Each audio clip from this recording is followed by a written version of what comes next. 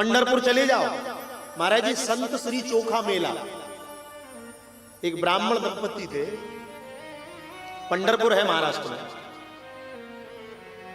गर्मी का समय था, ठाकुर जी को आम का भोग लगावे जा रहे थे, खूब बढ़िया आम बने, तो आम को टोकरी में रख के ले जा रहे। दो दंपत्ति बोले आज हम जय जय को भोग लगा रहे हैं, ठाकुर जी भोग खा गए। तो मार्ग में एक नन्हा सा बालक आयो, और वो बालक आके कह लो मुझको भूख लगी है बोले। तो वह मैया ने कही बाको बात्सल भरा, स्वामी से कही बोले देखो कितना सुंदर बालक लग रहा है, ये आम एक आध आम याकू दे दो जो पाले को, मुझको ऐसा लगे भूखो है बोले। बाने की कोई बात ना, बाने टोकरी उतारी तो वह लाला को आम दे दिए, बोले ले लाला आम पाले। तो लाला आम चौंक जाए मारे, अब चौंक जाए वहां तक ठीक बिलखनवा, चौंक के वो जो गुठली बचे वो ब्राह्मण पत्नी की गोदी में पटक दी। एक चौंक हो, दो चौंके, धीरे धीरे पतो ही ना चलो पूरी डरिया ही खाली कर देगा, और चौंक चौंक के गुठली बन नारी की पल्लू में पटक जाए। अरे बोले याने तो पूरा आम खाई लियो बोले। तो बाने की कोई बात ना है, जय जय को कल भोग लगावेंगे। क्यों बोले होवे ठाकुर जी कृपा करके आ गए। बाको पति आगे बढ़ो, चलो बोले कोई बात ना, दर्शन करा। जैसे महाराज जी आगे बढ़ो, भंडारी जैसे ही उठी गुठली फेंक लाने तो पल्लू में वजन हो गया, अरे भयभीत हो गई, इतना वजन कैसे हो गया। जैसे ही महाराज जी हटा कर देखा तो जो गुठलियां थी वो एक बालक बन गया महाराज। इसी कलयुग में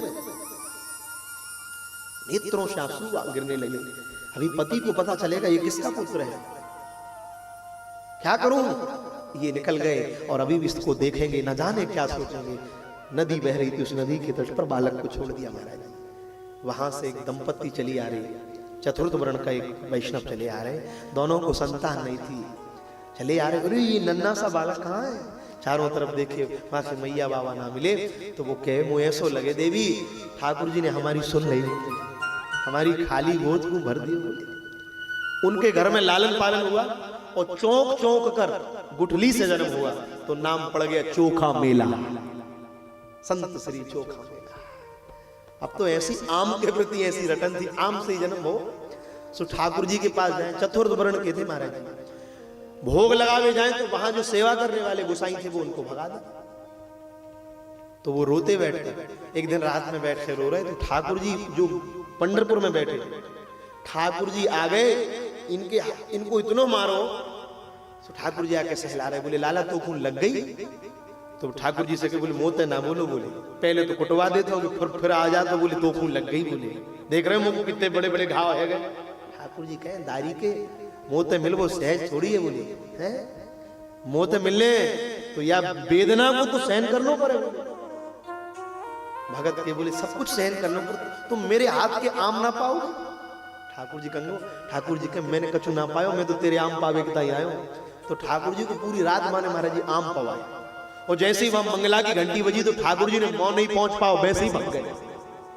और जैसे ही आचार्यों ने पट खोले तो ठाकुर जी के मुंह पे आम लगो। अरे बोले ऐसा लगे बोले चोखा मेला हो। तो वहां के लोगों ने मार कर भगा दिया, बोले खबरदार इसको मंदिर में प्रवेश मत देना। पर धन्य है तो पीछे जाकर बैठ गए महाराज जी मंदिर के, रो रहा हो। और ठाकुर जी से क्या कह रहे हो, बोले सुन लो आज के बाद आपके मंदिर नहीं आऊंगा, दुनिया आपको मूर्ति के मुंह को दर्शन देवे आओ, आज के बाद आपके मंदिर नहीं आऊंगा, मैं आपके पीछे बैठो, आपको दर्शन देने हुए तो मैं तो पीठ दिखा के बैठो, आप मुझको दर्शन देना चाहो तो आप मेरी तरफ मुंह कर लो। इतना कहा तो पंढरपुर का जो मंदिर है वो अपने आप आकाश में उठा और एकदम घूमकर भक्त की तरफ खड़ा होकर ठाकुर जी सम्मुख हो गए। चोखा मेला तेरे जैसे भक्त मुझे मूर्ति से ही प्रकट कर रहे,